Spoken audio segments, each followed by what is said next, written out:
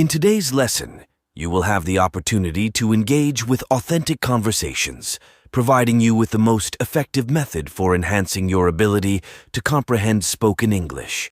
Our aim is to furnish you with the necessary tools to acquire proficient skills and elevate your English proficiency, enabling you to speak like a native. Welcome to Speak Up channel, where the learning really happens. Listen attentively and tell us how much you can understand the conversations. Let's begin our today's lesson.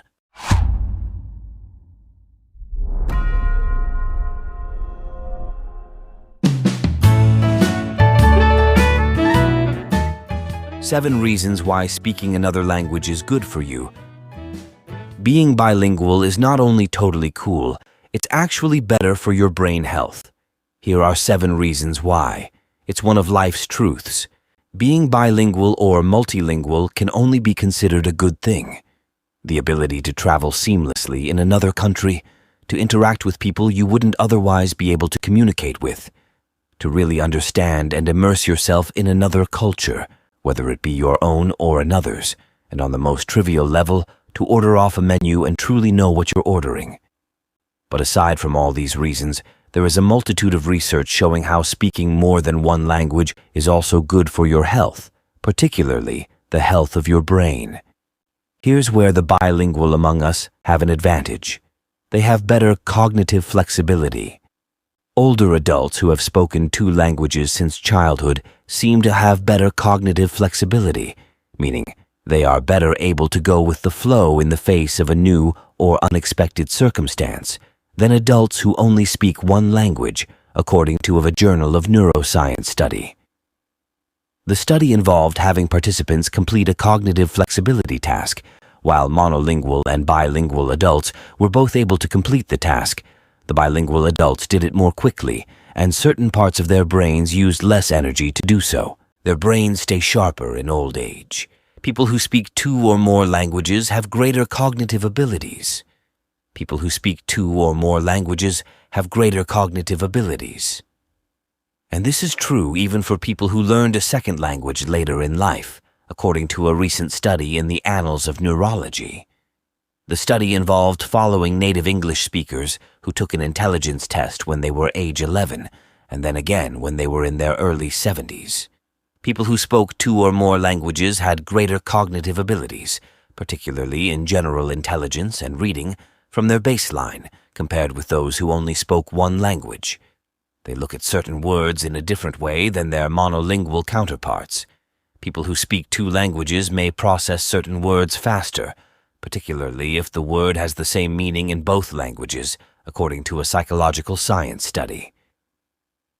Using eye movement technology, researchers found that bilingual people spend less time looking at cognate words, words that have the same meaning in 2 languages, such as the word sport for both English and Dutch, which suggests their brains need less time to process the word, Scientific American reported. While not immune to Alzheimer's, they may experience a delay in developing the condition. MRI scans of a normal brain compared to the brain of someone with Alzheimer's. MRI scans of a normal brain compared to the brain of someone with Alzheimer's. Alzheimer's can strike anyone, but people who are bilingual may develop the condition 4 to 5 years later than people who only speak one language, according to findings presented at a 2011 meeting of the American Association for the Advancement of Science. The study included 450 Alzheimer's patients, half of whom had been bilingual for most of their lives. As kids, they have a leg up on problem-solving skills. Bilingual kids seem to do better on tasks examining problem-solving skills and creativity, according to a study in the International Journal of Bilingualism. The study included 121 children, about half of whom were bilingual, who were asked to complete tasks involving repeating number series, solving math problems mentally, and reproducing color block patterns, Health Day reported. Their brains are better switchers. Bilingual kids may be speedier at switching between tasks, according to a child development study. The study involved having bilingual and monolingual children look at images of animals or depictions of colors on a computer screen. When the children were asked to press a button to switch between images of animals to images of colors, the bilingual children did this faster than the monolingual children. They can use their ability to think in another language to make better decisions. Bilingual people are more likely to make more rational decisions when faced with a problem. Bilingual people are more likely to make more rational decisions when faced with a problem. When people think in another language, they are more likely to make rational decisions in a problem scenario, a 2012 psychological study showed. Because people are naturally averse to loss, they tend to make decisions that minimize loss, even if the odds are in their favor. But University of Chicago researchers found that when people think in a foreign language, it provides distancing, which could help them make more deliberate, less emotion-based decisions. Perhaps the most important mechanism for the effect is that a foreign language has less emotional resonance than a native tongue, study researcher Sayuri Hayakawa said in a statement. An emotional reaction could lead to decisions that are motivated more by fear than by hope, even when the odds are highly favorable.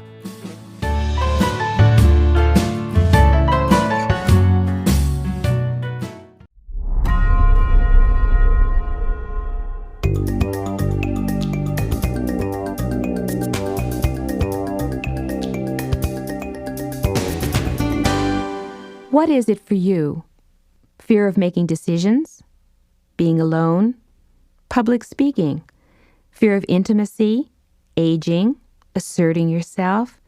Losing a loved one? Ending a relationship? Is it fear of success? Failure? Or rejection? Perhaps you could add a few more to the list. Not to worry. This program will begin to move you from a place of pain, paralysis, and depression to one of power, energy, and excitement, despite the fear. I've often been asked to explain why we have so many fears. I don't really know the answer to that. I know that some fear is instinctual and healthy and keeps us alert to trouble. The rest, the part that keeps us from moving forward, is inappropriate and destructive, and perhaps can be blamed on our conditioning. After all, have you ever heard a mother call out to her child as he or she goes off to school? "Take some risks today, darling"? Hardly. We are constantly told by those who love us, "Be careful." This "be careful" carries with it a double message. The world is really dangerous out there, and you won't be able to handle it. This might give us a clue as to what is really at the bottom of all our fears. A few moments ago, I mentioned a whole range of possible fears one might have, very diverse kinds of fears. But if we get to the bottom of every fear that one can imagine, if we get down to the real nitty-gritty of the issue, we hit the biggest fear of all, the one that really keeps us stuck. Are you ready? Here it is. At the bottom of every one of your fears is simply the fear that you can't handle whatever life may bring you. I know you may have been anticipating something much more dramatic than that, but the truth is, if you knew that you could handle anything that comes your way, what would you possibly have to fear? The answer is nothing. I know you're still not jumping up and down for joy, but believe me when I tell you I have just given you a great piece of news. What I have just told you means you can handle all your fears without having to control anything in the outside world. This should be a tremendous relief. You no longer have to control what your mate does, what your children do, or what your boss does. You don't have to control what happens at an interview, what happens at your job, or what happens to the stock market, and so on. All you have to do to diminish your fear is to develop more trust in your ability to handle whatever comes your way. Right now, take the time to make a few signs that contain just 3 words. I'll handle it. And when the what-ifs come up for you, you'll counter with, I'll handle it. What if I lose my job? I'll handle it. What if I become ill? I'll handle it. What if my relationship ends? I'll handle it. What if I'm rejected? I'll handle it. These 3 magical words are a wonderful first step in your developing the kind of trust in yourself that will allow you to relax and begin enjoying the excitement life can bring. Keep repeating them. Eventually, you will begin to say to yourself with confidence, Whatever happens to me, given any situation in life, I'll handle it. The donkey in the lion's skin. There was once a foolish donkey who wished he was something else. "Oh, if only I was a giraffe," he would say, "then I could look over the tops of trees. If only I was an elephant, then I could remember where I left things. If only I was a cheetah, then I could run like the wind, or fierce as a rhinoceros, or cunning as a crocodile, or strong as a hippo. Anything was better than being a donkey. Everyone laughed at donkeys, and he didn't like it one little bit." One day, when he was walking through the forest, the donkey saw something draped over the branch of a tree. When he got closer, he could see it was a lion costume. "Oh, I'd look good in that," he thought. So he put it on. It covered him from head to foot. The donkey found a pool and looked at his reflection. "Oh, I look magnificent," he said. He paraded up and down looking at his reflection from every angle. The massive head of the lion covered his donkey's head, and the lion's golden mane flowed round his neck. "I look like a lion, and I feel like a lion," he said. "No one will laugh at me now. I am king of the beasts." The donkey couldn't wait to show himself to other animals. He walked up to a giraffe who was eating leaves from the top of a tall tree. She stopped when she saw the donkey and bent her long legs in a curtsy. "Your Majesty," she said in a fearful voice. "Greetings, giraffe," said the donkey in a deep lion-like voice. "Won't you join me in a stroll?"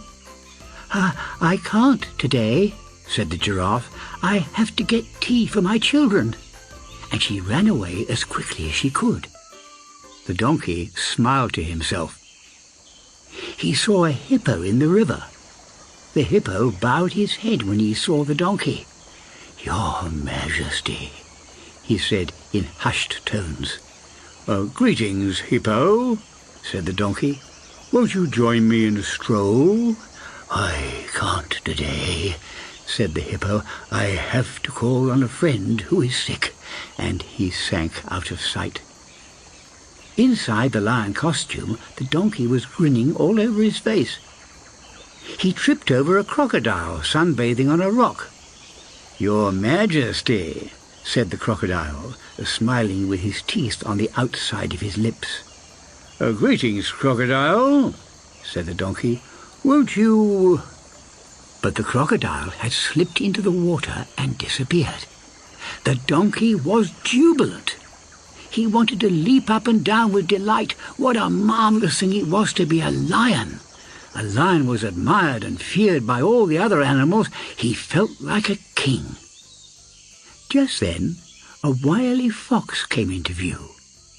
When he saw the donkey, he turned to run. The donkey could contain his delight no longer. "I'm a lion," he thought. "I look like a lion, I act like a lion, I feel like a lion, I bet I even sound like a lion." And the foolish donkey lifted his head and roared, "Hee-haw, hee-haw, hee-haw." The fox stopped in his tracks. He knew that sound. He grabbed the lion's mane and pulled. The lion costume came off in his hands. The donkey stood there trembling.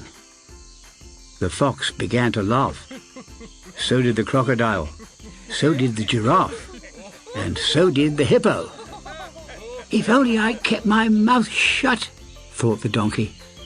The other animals put their arms round him. "Don't worry," they said. "We like you just as you are." And they all hurried away before the real lion came along. We hope you have enjoyed our program. Subscribe for more helpful content and come to learn English with us.